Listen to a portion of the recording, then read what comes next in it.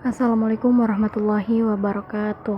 Perkenalkan, nama saya Balkis Putri Amsuri dengan NPM 2023-10159. Jadi pada video kali ini saya akan membahas sebuah studi kasus yang sangat menarik dari mata kuliah Manajemen Keuangan Internasional, yaitu tentang bagaimana sebuah perusahaan multinasional bernama ABC bekerja sama dengan Bank Internasional XYZ untuk mengatasi berbagai tantangan keuangan global.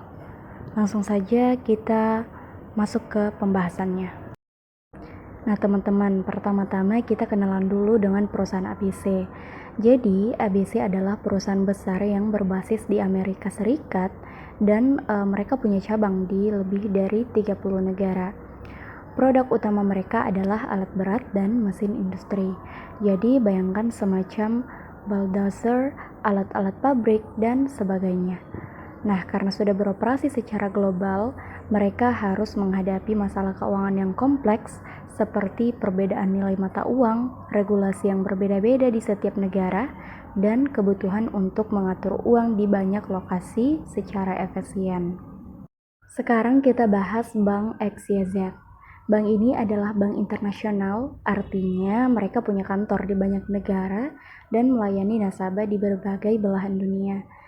Bank XYZ punya keahlian dalam membantu perusahaan mengatasi risiko fluktuasi nilai tukar, misalnya nilai dolar naik turun, lalu menyediakan pembiayaan untuk proyek besar seperti pembangunan pabrik, lalu membantu dalam hal kepatuhan terhadap aturan keuangan di banyak negara.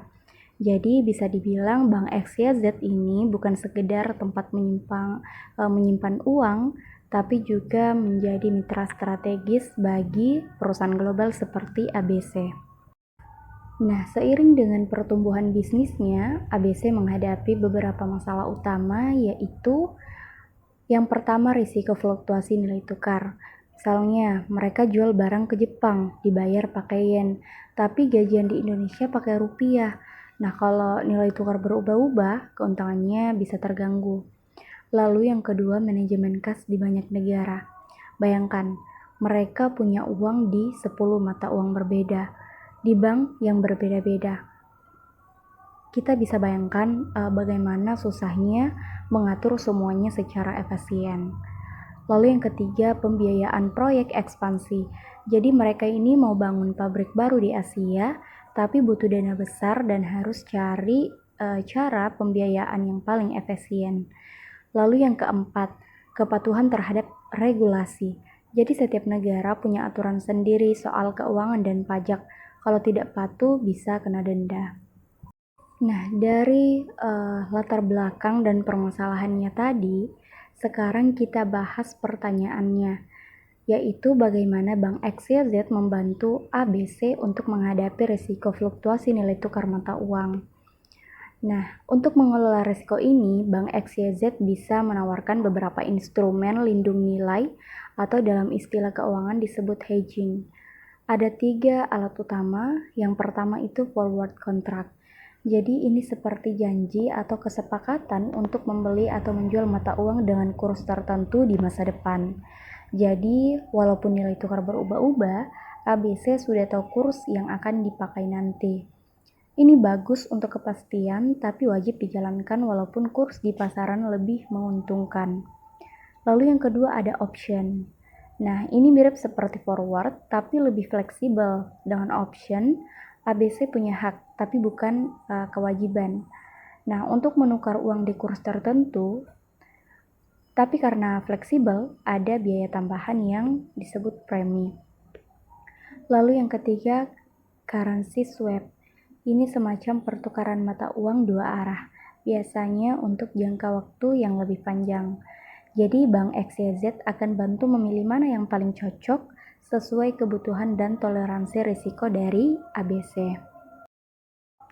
Selanjutnya pertanyaan yang kedua yaitu apa strategi yang bisa digunakan ABC untuk mengelola kas di berbagai negara dan bagaimana Bank XYZ serta teknologi bisa membantu. Adapun strategi utama ABC adalah cash pooling, jadi menggabungkan saldo dari berbagai negara ke satu pusat. Jadi semua uang dikumpulkan di satu rekening pusat untuk efisiensi. Lalu ada netting, di mana saling mengurangi utang piutang antar anak perusahaan. Jadi transfer uang jadi lebih hemat. Lalu ada in-house banking. Jadi perusahaan mengelola sendiri transaksi keuangannya seperti bank internal. Lalu Bank XYZ bisa bantu dengan menyediakan platform digital yang bisa memantau semua arus kas secara real time. Jadi, dari satu dashboard saja, ABC bisa lihat semua saldo, pemasukan, dan pengeluaran di seluruh cabang. Teknologi ini juga bisa dipadukan dengan sistem ERP perusahaan, supaya semuanya lebih terintegrasi dan otomatis. Next, kita masuk ke pertanyaan yang ketiga, yaitu bagaimana Bank XYZ membantu ABC dalam pembiayaan proyek pembangunan pabrik di Asia. Nah, untuk proyek besar seperti ini, Bank XYZ bisa memberikan beberapa opsi. Yang pertama, term loan atau pinjaman biasa dengan tenor dan bunga tertentu. Lalu yang kedua, syndicate loan, yaitu pinjaman besar yang diberikan oleh beberapa bank secara bersama-sama agar risikonya terbagi. Lalu yang ketiga, project finance. Jadi pendanaan berdasarkan kelayakan proyek itu sendiri dan proyeknya dijadikan jaminan. Bank XYZ juga akan bantu ABC untuk menyusun skema pembiayaan yang efisien serta menyediakan hedging untuk melindungi dari risiko kurs dan bunga. Pertanyaan yang terakhir yaitu bagaimana Bank XYZ membantu ABC dalam kepatuhan terhadap regulasi di banyak negara. Nah, setiap negara punya aturan berbeda.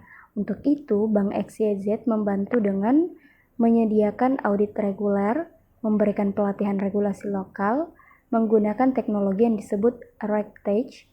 Ini adalah sistem yang bisa secara otomatis memantau dan melaporkan kewajiban keuangan dan pajak di masing-masing negara. Dengan ini, ABC tidak perlu repot memantau semua peraturan secara manual. Sistem akan memberi peringatan jika ada yang berubah dan membuat laporan yang siap audit kapan saja. Kesimpulannya adalah kolaborasi antara perusahaan ABC dan Bank XYZ adalah contoh bagaimana bank internasional bisa menjadi partner strategis, bukan cuma untuk urusan simpan uang, tapi untuk melindungi nilai tukar, mengatur arus kas global, membiayai ekspansi, dan menjaga kepatuhan hukum di berbagai negara. Mungkin itu saja yang dapat saya sampaikan pada video kali ini. Terima kasih sudah menonton. Wassalamualaikum warahmatullahi wabarakatuh.